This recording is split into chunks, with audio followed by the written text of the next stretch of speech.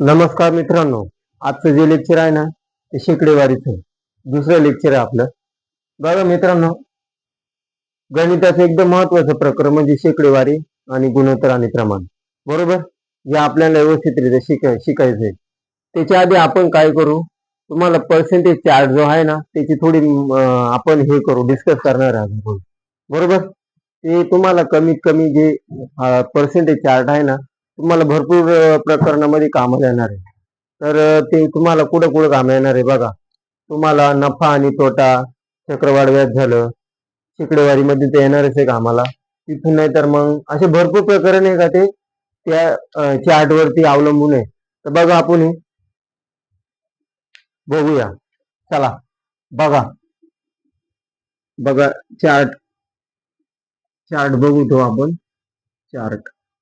बरोबर, बघा मित्रांनो, 1/2 ची फ्रॅक्शन व्हॅल्यू किती येते? 50%. बरोबर, 1/3 ची फ्रॅक्शन व्हॅल्यू किती? 33.33.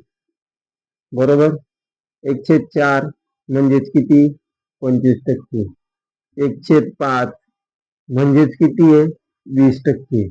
बरोबर, 1/6 म्हणजेच किती? 16.66. ओके, बघा आता पुढे जाऊ. 1/6 झाली. 1/7 ची फ्रॅक्शन व्हॅल्यू किती? 14.28. बरोबर, 1/8 ची किती आहे? 12.5. बरोबर, 1/9 ची किती आहे? 11.11. बरोबर, 1/10 म्हणजे किती? 10%. बरोबर, 1/11 ची किती आहे? तर 9.09. बरोबर, पुढे जाऊ अजून. 1/12 ची किती आहे? 8.33. बरोबर, 1/13 ची किती आहे? 7.69. बरोबर, 14 ची किती आहे? 7.14. बरोबर, 1/15 ची किती आहे? 6.66. बरोबर, 1/16 ची किती आहे? 6.25. बरोबर, पुढे जाऊ अजून. 1/17 ची किती आहे? 5.88. बरोबर, 1/18 ची किती आहे? 1/18 ची 5.55. आणि 1/19 ची किती आहे? 5.26. बरोबर, आणि 1/20 ची किती आहे? 4%. मित्रांनो, कमीत कमी एवढं माहिती पाहिजे आपल्याला. कळालं? एवढं कमीत कमी बेसिक आपल्याला माहिती पाहिजे. तुम्हाला शेकडेवारी प्रकरण चांगलं शिकायचं असेल तर हे लय महत्वाचं आहे. तर ते आपण तुम्हाला लिहून दाखवलंय. बघा, एवढं पाठ करायचंय तुम्हाला. कळालं? चला आपण आता क्वेश्चन कडे जाऊया. क्वेश्चन सुरू करू आपण. बघा मित्रांनो, तुमचे चार्ट लक्षात आलंच असेल. त्याच्यावरती आपण थोडं नाही का बघा एखादी व्हॅल्यू येऊ, आपण सॉल्व्ह करून बघू. बघा किमती येऊ आपण काही पण XYZ. समजा आपण घेतली 26.66%. याची काय काढायची आपल्याला? फ्रॅक्शन व्हॅल्यू काढायची. म्हणजे याची किंमत काय येणार ही काढायची आपल्याला. बरोबर, तर बघा काय करतील आपल्याला. बघा आता इथं काय होईल बघा. 20 प्लस 6.66%. बरोबर, आपल्या चार्ट मध्ये 6.66 म्हणजे 1/15. लक्षात आलं तुमच्या? 1/15 चार्ट मध्ये बघा. 1/15 ची व्हॅल्यू किती? 6.66. बघा, ते करू शकता तुम्ही. बघा, सॉल्व करू आपण. काय किंमत येते याची? फ्रॅक्शन व्हॅल्यू काय ती बघा. 20% म्हणजे किती? 1/5. बरोबर, 20% म्हणजे 1/5 प्लस आता 6.66 एवढ्यात काढले आपण किती आहे? 1/15 आहे. बरोबर, 1/15 तुम्हाला सांगितलं तर 20 पर्यंत पाठ करायचे तुम्हाला. सध्या पाहत नाही, ठीक आहे, काय प्रॉब्लेम नाही. तर याची किंमत किती आली? 1/15 आली. बरोबर. आपण काय करू? एलसीएम घेऊ किंवा मग आपल्याला घात समान छेद समान करायचे आपल्याला. तर काय करायला लागेल? 15 आहे, याला 15 बनवू आपण. किती निघून लागेल? 3 निघून लागेल. इथं वरती पण 3 निघून. बरोबर. नंतर काय होईल बघा? 3 1 3, 3 आणि 4 आणि छेद एकदा द्यायला लागेल म्हणजे 15. बरोबर. तर याची किंमत किती आली? 26.66 ची किंमत किती आली? 4.15, 4/15. अशा प्रकारे सॉल्व्ह करायचं आपल्याला. कळलं? बघा अजून एखादा प्रश्न बघू आपण. अजून आपल्याकडे आहे का प्रश्न एखादा अजून? बघा मित्रांनो, एक प्रश्न घेऊ आपण. काय घेतला आपण? 58.33% ही फ्रॅक्शन व्हॅल्यू काढायची. बरोबर. आपल्या चार्ट मध्ये एवढं हाय का, म्हणजे आपल्याला नाही का हे करायचंय, काय गेस करायचंय. बघा आता याला ब्रेक करू शकतो आपण. 58.33 ला कसं ब्रेक करू शकतोय बघा? 50% प्लस 8.33 असा ब्रेक करू शकतो. बरोबर. 8.33%. 8.33 ची फ्रॅक्शन व्हॅल्यू किती आहे? 1/12 आहे. 50% ची किती? 1/2 आहे. बरोबर. 50% ची फ्रॅक्शन व्हॅल्यू किती? 1/2 प्लस 8.33 ची किती? 1/12 आहे. चार्ट मध्ये लिहिलेलं आहे बघा मित्रांनो, 1/12. त्याचा यूज कसा होतो हे आपण बघणार आहे इथे. बरोबर. बघा आता एलसीएम घेऊ किंवा छेद समान करू. बरोबर. तर 12 झालं, छेद पण समान झाला. आता काय उरलं आपल्याकडं? 6 1 6, 6 आणि 1 7, 7/12. तर 58.33 ची फ्रॅक्शन व्हॅल्यू किती आली? 7/12. अशा प्रकारे सॉल्व्ह करायचे. बरोबर. बघा अजून एखादा प्रश्न बघूया आपण. आता आपल्याला प्रश्न घ्यायचा आहे. चला बघा, हा प्रश्न आहे आपल्याकडे. काय? 131.25% ची फ्रॅक्शन व्हॅल्यू काढायची आपल्याला. बरोबर. काय करू शकतो आपण? आता 131 म्हणजे आता बघा 100 घेऊ आपण. 100 प्लस आपल्याला ज्या फ्रॅक्शन व्हॅल्यू माहिती आहे ना ते घ्यायचे आपल्याला. बरोबर. बघा आता 100 गेले, 31.25 राहिले. बरोबर.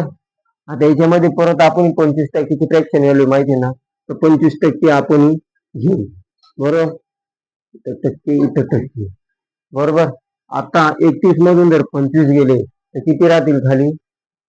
25 म्हणजेच 6.25 राहतील प्लस 6.25. कळालं? ब्रेक केलं तिघांना पण आपण.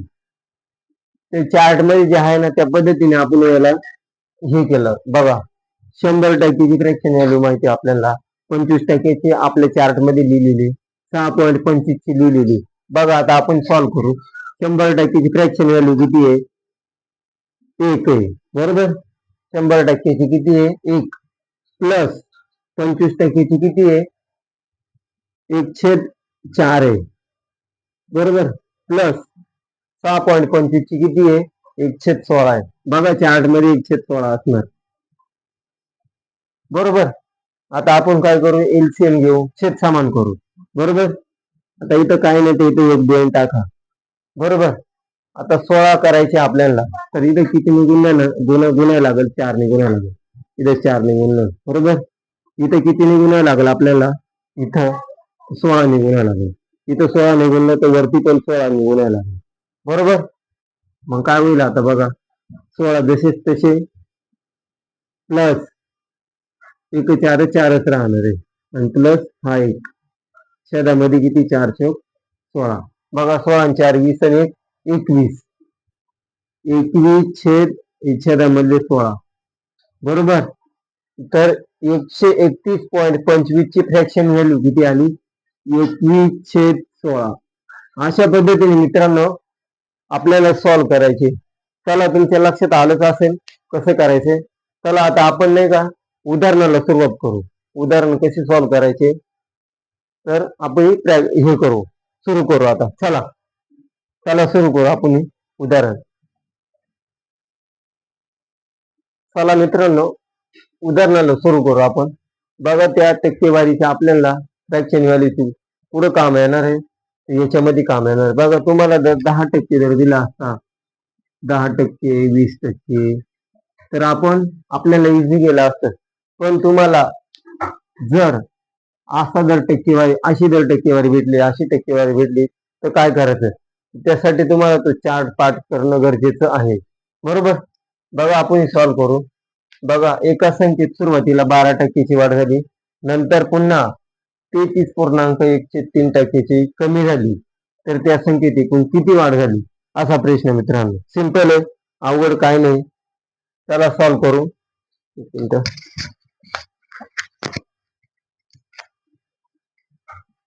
ठीक आहे, ओके.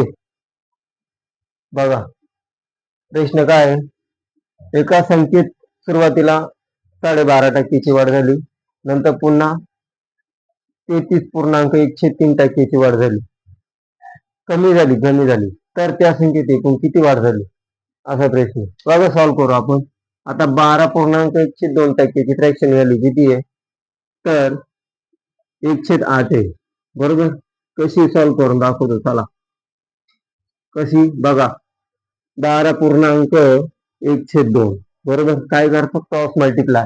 सुरुवातीला क्रॉस म्हणजे 12 24 आणि 25. हा 2 तसाच तसा. इथे टक्केवारी राहते ती गुणिले 100 द्या, किंवा 2 वरती 0 दिलं तर काय फरक पडणार नाही. इथे वरती 1 लिहून द्या. माहितीसाठी एवढी मांडणी केली आहे. 25 1 25, 25 चौक 100. तर 1 वरती राहिला, खाली 4 दुणे 8, म्हणजे 12.102%ची फ्रॅक्शन आली. किती आली? 1/8 आली. आता 33.103 ची काढू. बरोबर. 33.103 ची फ्रॅक्शन व्हॅल्यू काढू. चला. आता आपल्याला 12.102 ची किती भेटली? 12.102%ची 1/8 भेटली. बरोबर. आता 33 ची काढू आपण. 33.103 ची 1/3%. बरोबर. काय करते? बघा 3 त्रिक 9, 3 त्रिक 9 म्हणजे 99 झाली. 99 1 100. 100 डिवायडेड बाय हा 3 तसा गुणाकारामध्ये तुम्हाला काय सांगितलं? 100 राहते इथे. 100 कॅन्सल झाले, तर काय किंमत आली? 1/3 आली. कळालं? तर बघा आता 33.103 फ्रॅक्शन व्हॅल्यू किती आली? 1/3. बरोबर. आता इझी झाले सॉल्व्ह करायला. बघा आपण सॉल्व्ह करू. बघा काय सांगितलं प्रश्नामध्ये. प्रश्नाकडे बघा. एका संख्येत सुरुवातीला 12.5%ची वाढ झाली. समजा पहिली किती होती आणि नंतर. बरोबर. पहिले किती वाढ झाली? समजा 8.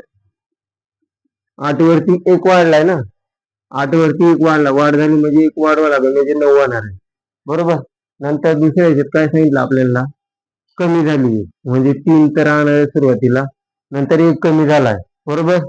1 कमी झाला म्हणजे किती होणार आहे? 2 होणार आहे. बरोबर. छेदामध्ये आता यांचा गुणाकार करायचा दोन्हींचा. 8 त्रिक 24. बरोबर. 9 दुणे 18. बरोबर. हे भेटलं आपल्याला गुणोत्तर. अजून शॉर्ट होत असेल तर शॉर्ट करून टाकू आपण. कहाणी भाग झाली. 6 चौक 24, 6 त्रिक 18. बरोबर. बघा आता, तर त्या संख्येमध्ये एकूण किती वाढ झाली? किती वाढ झाली? आता बघा, वाढ तर नाही झाली, कमी झाली आपली 1%. बरोबर. 1% बरोबर 1 कमी झाली म्हणजे किती वरती झाली? 4 वरती झाली. इंटू 100 करायचं, तर तुमचं उत्तर किती आलं? 25%. अशा प्रकारे सॉल्व्ह करायचे असे उदाहरण. कळालं? त्याला असंच क्वेश्चन आपण नाही का बघूया सेम.